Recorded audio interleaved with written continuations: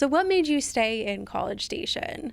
So during my time at the Bush School, I interned with Texas A&M Emergency Management, and they have an office down in the Emergency Operations Center in downtown Bryan, which shares an Emergency Operations Center with the City of College Station, the City of Bryan, and Brazos County as well. Yes. And that is really unique. I don't think there are that many joint emergency operations centers in the country. What's up, College Station? I'm Grace Hollowell, and today my guest is Lauren McGrath, the Emergency Management Coordinator for the city. Hi, Lauren. Hi. Welcome back. Thank you for having me. You're welcome. We were talking before we started here about the weather forecast for this next little bit. It's going to be quite rainy and quite stormy, which kind of gets us in the perfect atmosphere to talk about what we're talking about today, which is emergency preparedness for stormy weather and tornado season. Yes. So to start the episode off, tell us a little bit about who you are and what you do. Yes. So my name is Lauren McGrath. I'm the Emergency Management Coordinator for the City of College Station. And my job is to basically prepare the city for an emergency. Right. And that's done through many ways, like planning, preparedness activities, training, exercising, and then also involved in coordinating resources and information during an actual emergency to support those response efforts, and then helping the community get back to normal during that recovery period post-disaster or emergency. Yes, and that is a very important role because you never know. There's never a set time that an emergency could happen. And what is one thing that you wish people knew about emergency management, especially when it comes to a city? I wish people knew that a lot of what I do is not disaster response. Right. That's a critical part of what I do. It's very important. But the bulk of my work happens before an emergency. So that stuff I mentioned, the planning, the preparedness, the training, the exercises, all of that is what I do most of the time on a day-to-day basis. Yes, so definitely that preparation is very, very key. And what is your favorite thing about your job? I love the relationship building, working with people from all different types of backgrounds and then bringing them together when we do need to coordinate for something. So really that coordination piece. Yes, and were you an Aggie? Did you come here for school and decide to stay? I did. I got my master's from the Bush School. Awesome. So what made you stay in College Station? So what I loved about it here actually, so during my time at the Bush School, I interned with Texas A&M Emergency Management. And they have an office down in the Emergency Operations Center in downtown Bryan, which shares an Emergency Operations Center with the City of College Station, the City of Bryan, and Brazos County as well. Yes. And that is really unique. I don't think there are that many joint emergency operations centers in the country. So I loved the collaboration among the different jurisdictions and how they support each other. Yes, because when you think about it, with our communities being so close to each other, if there's an emergency happening here, it's likely spilling over into the next city or into the county as well. So having multiple people in the same office working together and, like you said, collaborating is very, very important. And I kind of think this goes without saying, but what you do really impacts our community. So how does what you do impact our community? Yeah, so what I do very much impacts this community, but it's not in an obvious way. Right. You can't look at something that happens in the community and it's like, oh, that's because of the emergency management coordinator. But it's a lot of the work that we do before an emergency. So all of that relationship building, all of those connections that we make, not only with our departments in the city, but also those external partners as well, like hospitals, school districts, the county, the state, all of that plays into a more organized response effort. So it ultimately impacts the citizens in that way. Yes, and I'm sure organization is very, very important, especially in an emergency. Having that organized plan on what to do. Obviously, plans can change depending on the situation, but going into it with some sort of a plan and preparations is very important. So why is spring and summer such an important time for those of us to start thinking about emergency preparedness? Yes, so during the spring and summer in Texas, you have that increased activity. Yes. For those strong to severe thunderstorms that can bring tornadoes or hail or strong winds or even just heavy rain and flooding. But we have hurricane season starting June 1st, so that's coming up and that can impact us as well. And then also Texas is really hot. Yeah. Extreme heat is a big deal, so that's another thing that is important for people to be prepared for. Yes, we were talking a little bit, everybody on the show that is a frequent watcher or listener, they know I'm a northern girl. Yeah. So I was used to kind of some different severe weather. And when I moved here, the first rainstorm that I experienced, I was like, oh, I did not know that it can rain that much for that long without stopping. Yeah. Yep. So I kind of wish that I had done some preparedness for myself to know, like, okay, well, maybe I need to take care of my yard a little differently, or, this could affect the power, so I should have some supplies ready just in case. I know now, but when I first moved here, I was kind of a little blind. It can be a shock. Yes. So when is tornado season typically at its peak in our area? So for our area, it's usually the springtime, that Gotcha. March to June timeframe. But we can get tornadoes any time of year. Right. So while it is more active now, and it's a good time to brush up on your plans and check your emergency kits, just know that it can happen any time of the year. Yes. And what weather conditions usually signal an increased tornado risk? It would be those storms that create that instability in the atmosphere. So a lot of those like strong to severe storms that we get in our area. Yes. And what is the biggest misconception that people may have about tornadoes? So some that I've seen is that many people think that if they happen to be driving, taking shelter under a highway overpass is a good place to take shelter, and that's not true. No. It can create kind of a wind tunnel, so it can increase that wind speed, and then also you can have debris flying in. Yeah. Actually, the most recent Twisters movie shows a good example of the danger of hiding under that overpass. That's something that I've seen, at least.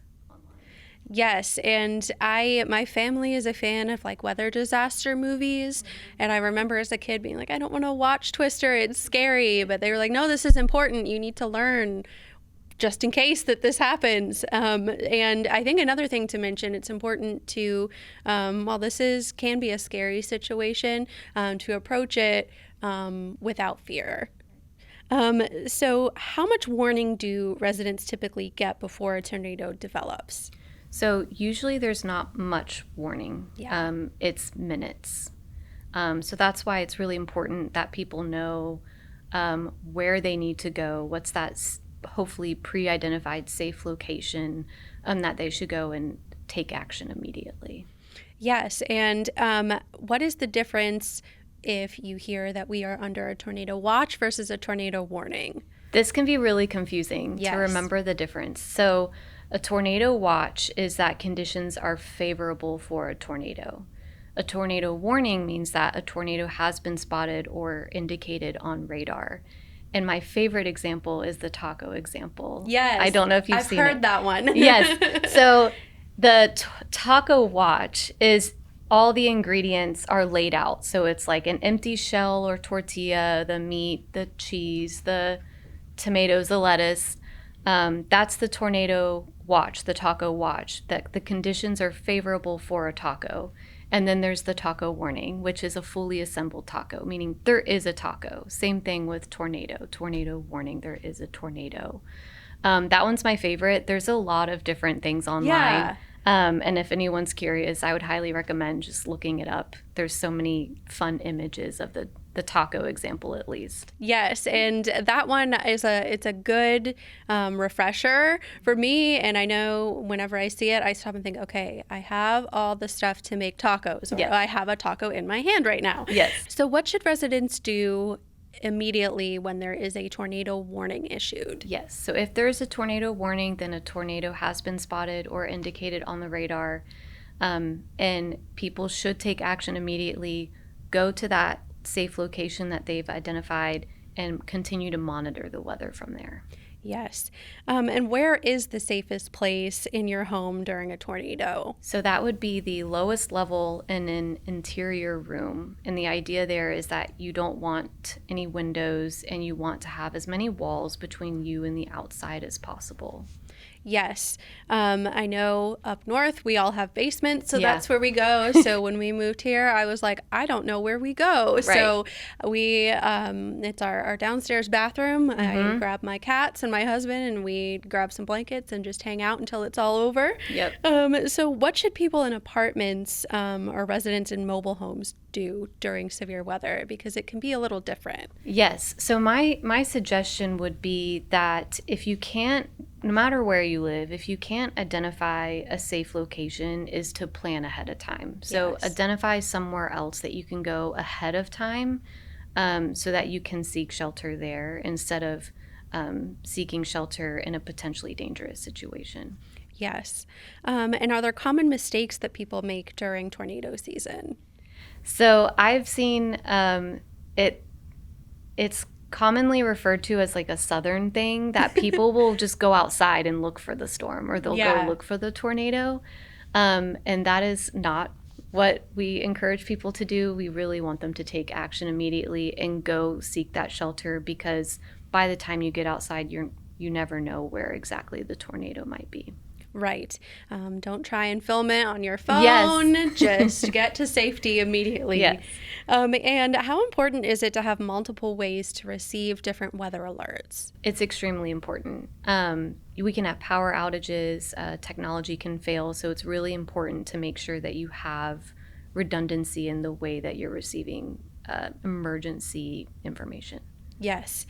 And what alert systems or resources does the city recommend for people to have? So I would recommend, when it comes to weather alerts and things like that, for someone to find what they prefer from a trusted source and use that. So some people really may love the Weather Channel. Some people really may love AccuWeather or the KPTX app. Finding that trusted one that they prefer and stick with that. There's also like NOAA weather radios, and I would really encourage that as well. And then as far as resources, I love the National Weather Service. Our local office that serves our area is the Galveston office. I love their social media pages. They post a lot there, and I've even seen them like respond to people and interact with questions people may have, as well as local media. Yes, and whenever there's an emergency in College Station, the city tries to put that out on their channels as well. So talking beyond tornadoes, what other summer weather threats should residents prepare for? Yes, so the weather that comes with tornadoes is just as important, that those strong to severe thunderstorms, because that can produce hail, lightning, heavy rain, flooding, or even just high wind events that aren't actually tornadoes, as well as extreme heat. Yes.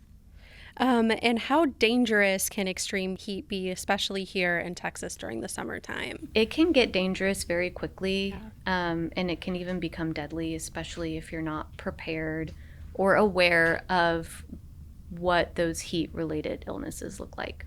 And speaking of those illnesses, what are the signs of heat exhaustion and heat stroke that people should watch for? Yes, so heat exhaustion is dizziness, they'd be sweating, they may be nauseous and weak. And then heat stroke can cause confusion or an altered mental state. They can become unconscious. They can also be dizzy and then their skin is likely dry. They're not sweating anymore, and they're really hot to the touch. And that is an absolute emergency and need to call 911 immediately. Yes. And what precautions should people take before heading outdoors for summer activities? Or I know there's a lot of people that work outside during the heat. What preventative measures are there? Yes, staying hydrated is Yes. really important. Taking breaks, preferably indoors in AC if you can, if not in the shade. And then hopefully trying to avoid those peak heat hours, which usually ends up being in the afternoon. Yes, I remember there was like a children's show from growing up that had a little song that said the sun is most hot between 11 and 2. Yeah. So I always keep that in my mind, like, okay, if it's between 11 and 2, I should probably stay inside. Yes. So how can residents prepare for power outages during severe storms or extreme heat? Yeah, so similar to any other power outage, I would just encourage people to check up on their emergency kit, but especially as it relates to like extreme heat, making sure that they have enough water to stay hydrated. Yes. And then there's even, you can like close your blinds to try and make sure that no heat comes into the house, or not use any appliances that can give off a lot of heat. Yes. And what items should everybody store in their emergency kit? So water for sure, and non-perishable food items that can last you for several days. Flashlight, batteries, phone chargers, first aid kit, medications, important documents. I would encourage people to, there's a lot of great resources online, specifically ready.gov. They have a whole list of things that people can keep in their emergency kit, even maybe some things that some people might not think about. Yes, I know one that I have in ours is a radio. Yes. That way we can get those alerts, Yes, that's a just great in one. case our phone dies or we don't have power, a little battery operated radio. And how can families create a emergency plan together? Yes. Also, a great resource, ready.gov. They have like a fillable form that families can fill out together to create their emergency plan. But identifying that safe location with their family, making sure that everybody knows, coming up with some kind of communications plan, and also practicing that plan. That's really important. Yes, and make sure to include a plan for your pets as well. Yes. That is one I believe we talked about last time that I Yeah. was like, I only have one crate for the cats. I need to get another one. Yes. And I did. So we Oh, are good. all prepared for corralling them if there's Yeah. ever an emergency. And what advice, speaking of pets, do you have for pet owners during severe weather emergencies? So having carriers, Yes. if you can, make sure you have food for them, medication, anything that they may need on an everyday basis. You're going to want to make sure that you have in your emergency kit as well. Yes, and the Aguilan Humane Society can also provide resources for pets during the extreme heat. They can offer tips for how to keep pets cool, especially ones that might be outside, because they get just as hot, if not hotter, than we do, especially in the hot temperatures. Right. So what happens behind the scenes during a severe weather event from a city perspective? Yeah, so leading up to potential for severe weather, we're monitoring the weather with our local National Weather Service office in Galveston, and we can also ask them like specific questions about impacts to the city of College Station, sharing that weather information so that our departments can take the necessary precautions that they need to for that weather. So that can be things like checking on the generators and making sure that the generators and fleet has fuel, Right. checking our staffing levels, making sure we have the right amount of people out. And then during that weather, it can look like checking those frequently flooded areas or those areas that flood quicker. Just giving them the information that they need to make sure that they can make the changes to be prepared for that weather. Yes, absolutely. And what role do our residents play in helping emergency response efforts run smoothly? Yes, so they play a big role. Being prepared ahead of time has a big impact on our response for them. Um, Making sure that they're paying attention to any city information through our channels, through the local media, and then also neighbors helping neighbors, Yes. right? Checking on your neighbors and taking care of them is an important work that they do to help our response efforts. Yes, absolutely. And are there any apps or websites? I know you mentioned ready.gov that you recommend residents to use to stay informed. Yes, so ready.gov is a great place, especially from a planning perspective. They also have specific tips for different types of weather emergencies. So they have things for heat, winter weather, hurricanes, all of that, and it's a great resource. I really love like having a couple different weather apps, and again, I would suggest to use whatever people prefer. People feel very strongly about their weather apps. And then the National Weather Service social media pages, like I mentioned, are also a great resource as well. Yes, and make sure if you have a smartphone that you enable those alerts to be received on your phone. Yes. Because that is one thing. I know not too long ago we did a test of the emergency alerts, and yeah, having those enabled is very, very important. Yeah, I think we figured out with that test, some people may not have gotten it because they didn't have the test messages enabled. Yes. So even having that is really important to make sure that you're getting those. I know a lot of people disable those notifications because they'll get an Amber Alert in the middle of the night. But it is really important that you have those alerts enabled so that if we need to reach you, if there is an emergency, that you're getting that notification so you know you can take action. Yes. So thinking beyond the storm, the clouds are gone, the sun is coming out, what should people do immediately after a tornado or severe weather? So the first thing would be to confirm it is safe to come out. That's most important. And the next thing that I would suggest is just checking yourself and whoever you're with for injuries. And what are some hidden dangers that people might not think about or realize can be associated after severe weather? Yeah, so after severe weather, like downed power lines, Yes. Those are extremely dangerous. Any debris could be dangerous.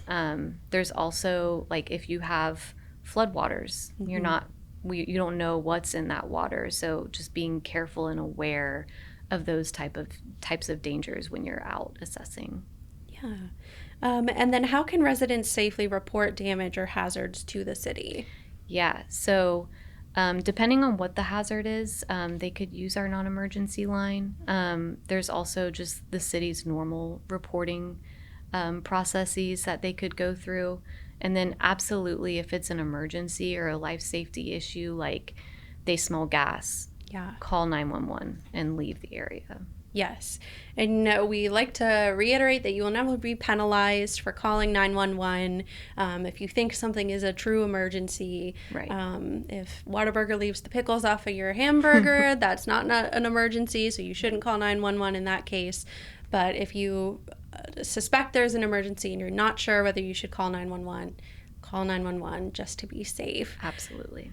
So before we wrap up, we have a fun little lightning round, no pun intended, of questions all related to emergency preparedness. Are you ready? I'm ready. What is one emergency item people often forget to pack? Entertainment for kids. Okay. If you have kids, having something like books, coloring books, puzzles, anything like that can be really helpful to keep them entertained afterwards. That's a good one. Most important phone app during severe weather? Weather app. Whichever you prefer. Yes. Flashlights or candles? Flashlights. Okay. Your favorite non-perishable snack for emergency kits? I like protein bars. Okay, the healthy option. Keeps you full a little bit. Yeah. And finally, one preparedness tip everyone should know. have multiple ways to receive emergency notifications. Yes. Well, thank you so much for joining me today, Lauren. This was a really great conversation. Where can people find out more information one more time? The city website, there is a form that they can fill out that I will get. Just make sure to put some contact information on there. And that's what's up.